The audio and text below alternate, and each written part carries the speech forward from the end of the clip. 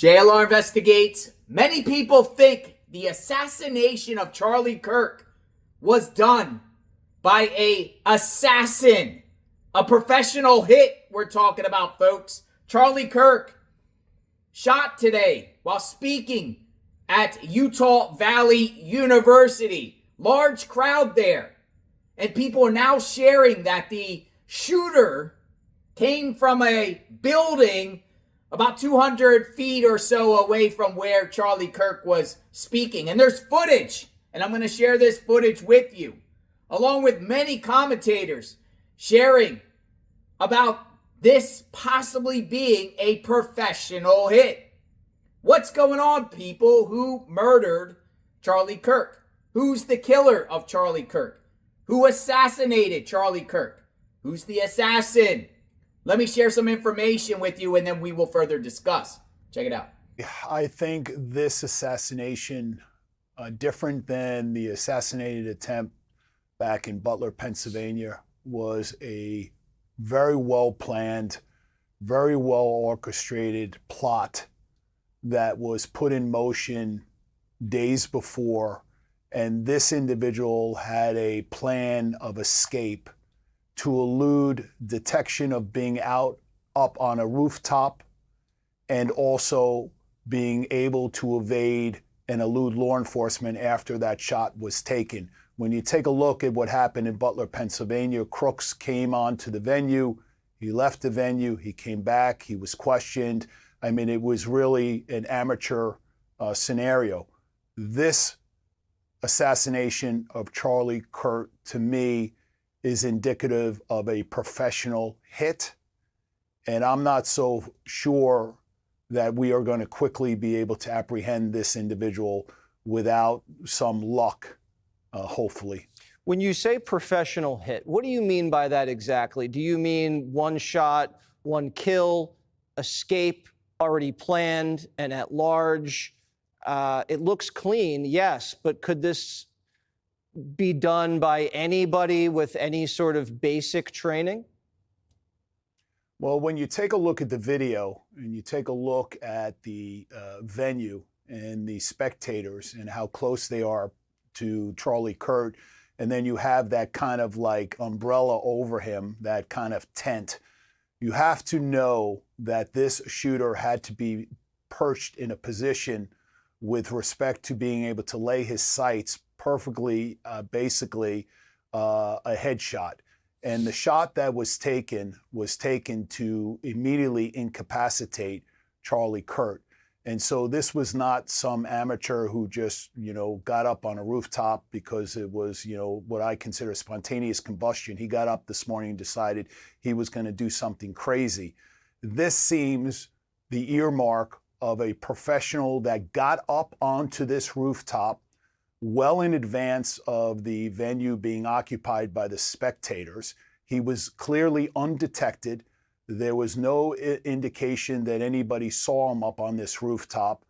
Obviously, after that one single shot was taken, he was able to basically very quietly and systematically elude any further detection and escape. There's been no indication that there's been a vehicle identified or any mode of how he actually escaped the venue. And so to me, this is someone who had some experience, some level of sophistication to have mapped out exactly how this was going to go down. Place? You would think that. So there's somebody on the roof right there? Just saying? He just ran from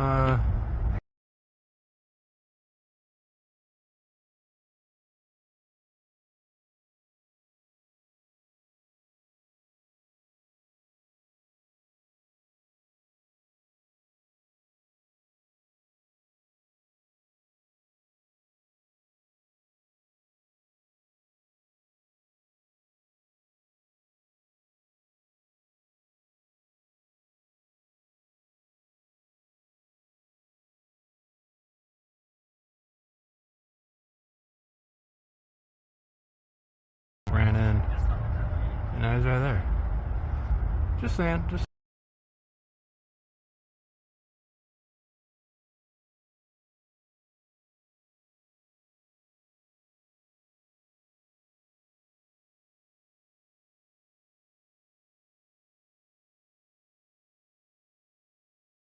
Getting right up.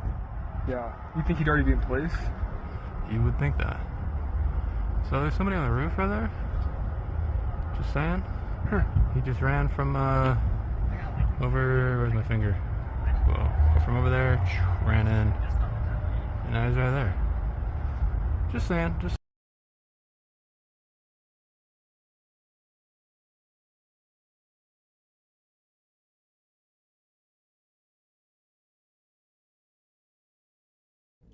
All right, was this a professional hit or not? Kind of gives you an idea of the campus. This is where Charlie Kirk was speaking.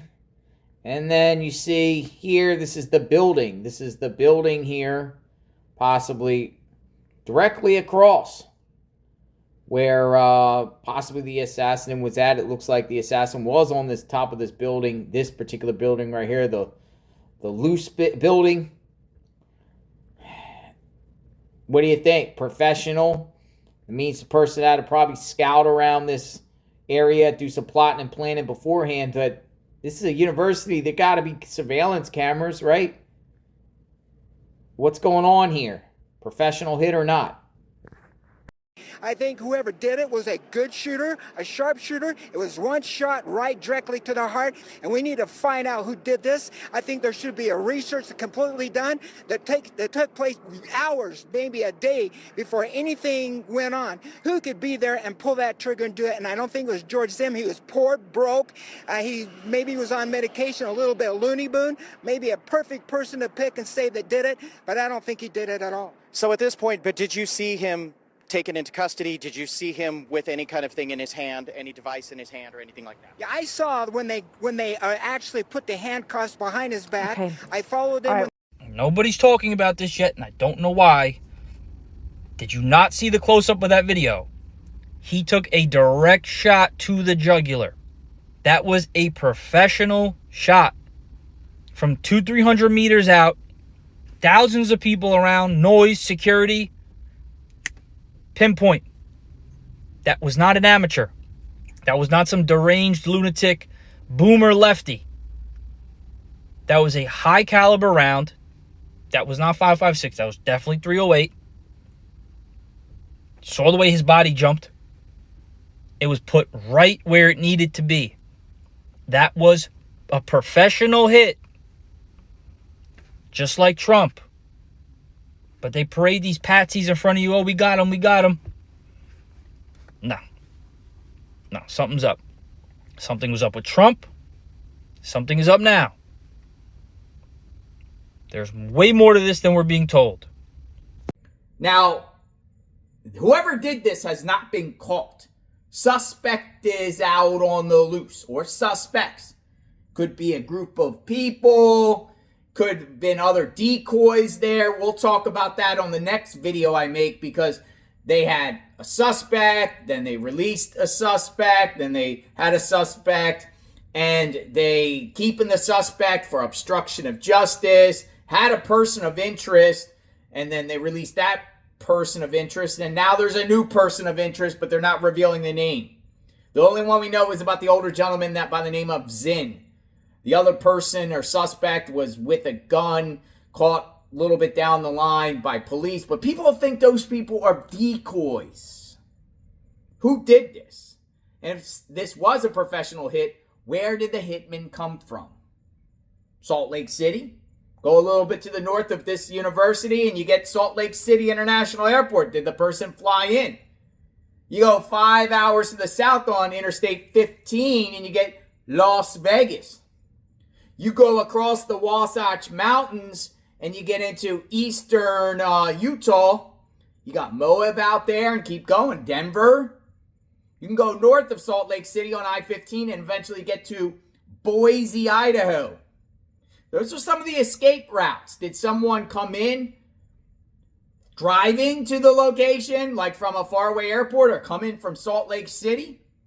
Or is it somebody locally? Is it someone from around that area, a college student? What do you think? But a college student, you would think the person would have already been caught. We don't have any information here, really, other than the person you saw on the roof And that's it. There's no surveillance beforehand. There's no surveillance afterward. They're not putting out any license plate, any description, nothing. With that being said, I honestly think this is a professional hit. But by who? A United States citizen? Foreign citizen? Foreign terrorist? Who could it be? Who could it be? Our thoughts and prayers are with Charlie Kirk. We're on this case, so we'll be covering the manhunt for the assassin. As soon as the assassin gets identified, you will hear it here on JLR Investigate. Sub to the channel, like, hit the notification button. Crazy times we're living in. We'll talk soon. I am JLR Investigate. Stay tuned.